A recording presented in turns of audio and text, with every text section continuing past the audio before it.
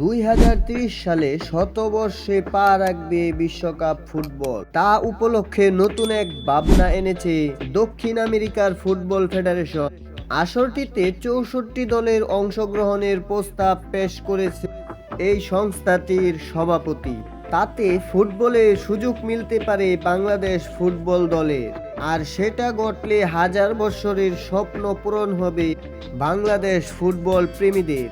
যেভাবে 2030 সালে ফুটবল বিশ্বকাপে অংশগ্রহণ করতে পারে বাংলাদেশ, সেই বিষয়ে জানবো এই ভিডিওতে। তো শুরু করা যাক। বিশ্বকাপে সুযোগ পেয়েছে এরম একটা নিউজ শোনার জন্য দীর্ঘ অপেক্ষায় রয়েছে বাংলার ফুটবল প্রেমিকরা।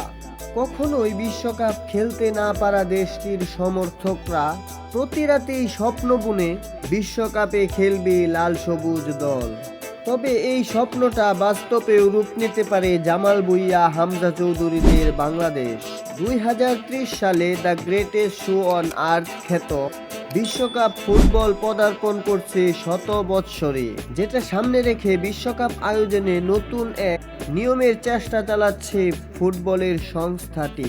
ইতিমধ্যেই 3 মহাদেশে আসরটি আয়োজনের নীতিগত সিদ্ধান্ত নিয়ে ফেলেছে ফিফা, যার শুরুটা হবে বিশ্বকাপের প্রথম আসরের আয়োজক উরুগুয়ে থেকে। উদ্বোধনী ম্যাচের পর বেশ কয়েকটি ম্যাচ অনুষ্ঠিত হবে এই দেশে। তারই ধারাবাহিকতায় বিশ্বকাপের আয়োজকের পর প্রথম আসরের রানার্স আপ হওয়া লিওনেল মেসির আর্জেন্টিনা, এই দেশ দুটি ছাড়াও লাতিনের আরেক দেশ প্যারাগুয়ে মাটিতে বসবে বিশ্বকাপের আসর। এছাড়াও ওই আসরের ম্যাচগুলো অনুষ্ঠিত হবে আফ্রিকান দেশ মরক্কো এবং ইউরোপের 2 দেশ স্পেন ও পর্তুগালে। বিশ্বকাপের শতবর্ষ উপলক্ষে 64 দলের আয়োজক প্রস্তাব এনেছিল উরুগুয়ের ফুটবল ফেডারেশনের এক প্রতিনিধি। এরপর থেকেই বিষয়টি নিয়ে চর্চা শুরু হয়ে যায় চারদিকে। ফিফার পক্ষ থেকে শুরুতেই বিষয়টি বিবেচনা করার কথা বললেও উয়েফার সভাপতি প্রস্তাবটির বিপক্ষে অবস্থান নেন। তবে উয়েফার সভাপতির আপত্তি নিয়ে পাত্তা না দিয়ে এবার আনুষ্ঠানিকভাবে 2030 সালের বিশ্বকাপ 64 দলের আয়োজনের প্রস্তাব দেয় দক্ষিণ আমেরিকার ফুটবলের অভিভাবক সংস্থা কনমেবলের সভাপতি আলেহান্দ্রো হোমিনগেস। তার ঘোষণার পরপরই নতুন করে আলোচনার জন্ম দেয় কনমেবল সভাপতির এমন প্রস্তাব মেনে নিলেই আদতেই লাভ হবে এশিয়া মহাদেশের। কেননা তখন আসরটিতে 12টি দল সরাসরি অংশগ্রহণ করবে দ্য গ্রেটেস্ট শো অন আর্থের বিশ্বকাপে।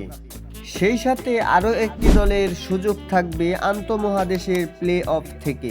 64 দলের বিশ্বকাপ অনুষ্ঠিত হলে লাভবান হবে বাংলাদেশেরও, কেননা তখন বিশ্বকাপে অংশগ্রহণ করার সম্ভাবনা আরও দ্বিগুণ হবে বাংলাদেশের।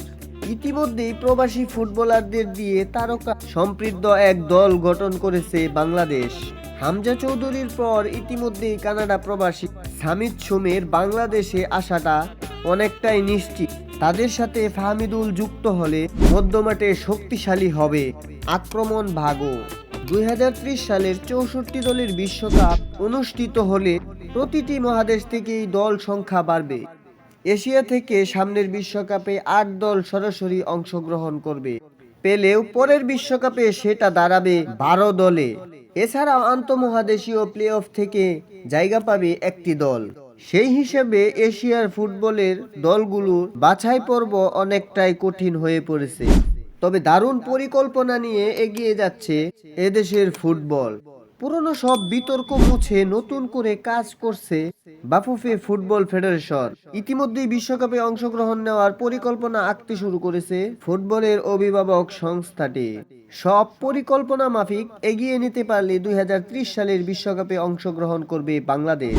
তো বন্ধুরা, আমাদের এই ভিডিওটা যদি ভালো লাগে তাহলে অবশ্যই আমাদের এই চ্যানেলটি সাবস্ক্রাইব করুন এবং পাশে থাকা বেল আইকনটিতে ক্লিক করতে ভুলবেন না। থ্যাংক ইউ, আল্লাহ হাফেজ।